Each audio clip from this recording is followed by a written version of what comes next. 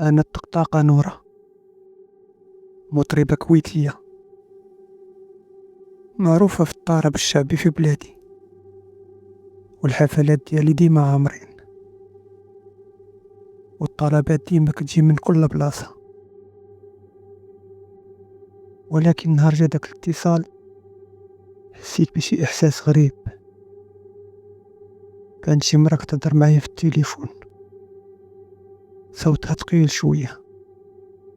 قالت لي بغيناك تجي لعرس بنتي الليلة، راك كتعجبيها بزاف وكيعجبها صوتك، ومصرة انك تكون انت اللي تغني في عرسها. في البداية رفضت، حيت كان داك النهار راحة ليا والفرقة ديالي. ولكن ديك المرا بقات كتلح عليا وقالت لي بواحد الحنان غريب: الله يرضي عليك، بنتي غيبقى فيها الحال، راها كتحلم بيك تغني ليها في عرسها. من بعد تردد قبلت العرض، ولكن القلب ديالي ما كانش مرتاح. شي حاجة في داك الصوت ديال المرا ما كانش طبيعي. مع العشية جمعت الفرقة ديالي، ستات البنات، وركبنا في الطاكسي نحو العنوان اللي عطاتني ديك السيدة. وصلنا قدام واحد الفيلا كبيرة بزاف، الإنارة مشعولة، كانت كتبان بحال شي قصر، والناس داخلين خارجين بحال أي عرس. ولكن كانت واحد البرودة في الجو، بحال الفيلا فيها شي حاجة مخبية. استقبلنا واحد الراجل قال لينا أنه بات العروسة. دخلنا وغير بدينا كنوجدو دخلت علينا واحد المرا غليظة شوية، وجهها صفر بحال على راجع من الموت، ويديها كانوا قاصحين بحال الحجر. سلمات عليا، وواحد القشعريرة دازت في ظهري. شمس، وحدة من أفراد الفرقة ديالي، هزات عينيها وقالت لي: نورة، أنا ما مرتاحاش، قلبي كيدق بزاف، ولكن أنا كنت باغي غير نكملو ونمشيو بحالنا. طلعنا البلاصة اللي غادي نغنيو فيها، الناس كانوا بزاف، ولكن عينيا جات في العريس والعروسة، كانوا جالسين بلا ما كيتحركوا بحال التماثيل. العريس لابس لباس غريب بحال ديال العهد العثماني، والعروسة لابس كسوة كحلة مرصعة بالحجار نفيسة. وراهم كان واحد المجسم ديال وجه انسان كيغوت، واحد المنظر ما كيتوصفش. غنيت الفقرة الاولى وحسيت بواحد العيا غير طبيعي. قررت ناخد شوية على الراحة، طلعت شي بيت الفوق، نعست على السرير. ولكن مع اول دقيقة نعست فيها حلمت بواحد المرا لابسة كحل كتحاول ترم ورايا وتخوت. فقت مخلوعة، قلبي كيضرب. ولكن المصيبة كانت أنني شفت واحد الطفل صغير كيخرج من شي بيت كيجري.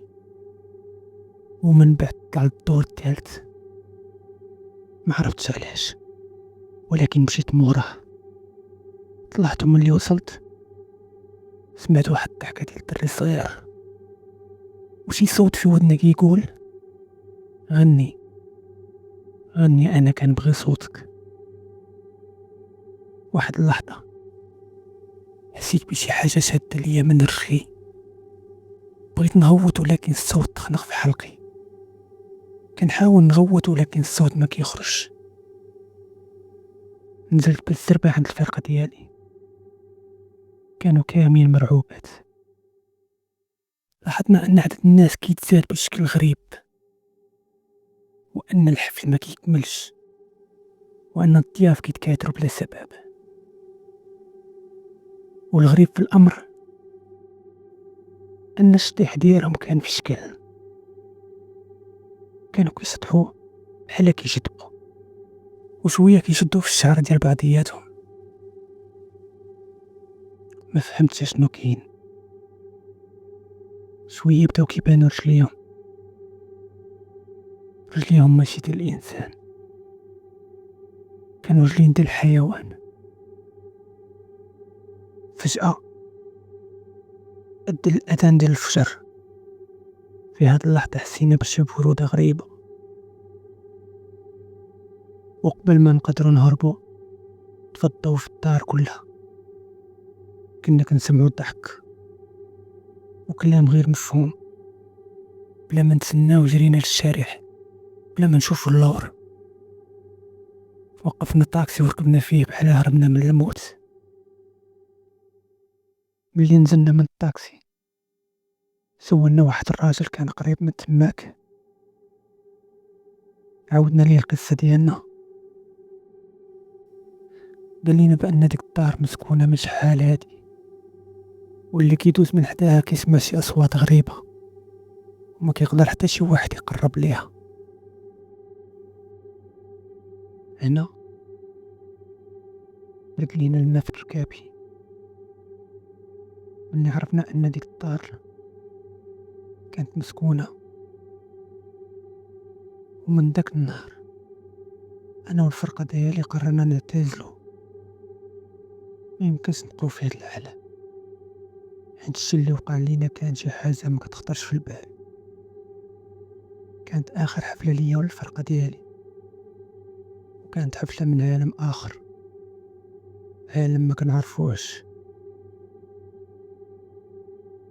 وحتى لهنا الإخوان كتسالي القصة ديال الطرورة، قصة اللي واقعية وقعت في دولة الكويت. قصة ديال فنانة شعبية اللي حكات سبب الاعتزال ديالها. كنتمناو إلا عجبتكم القصة تشتركوا في القناة وتفعلوا زر الجرس باش يبقى يوصلكم ديما الجديد. وشكرا.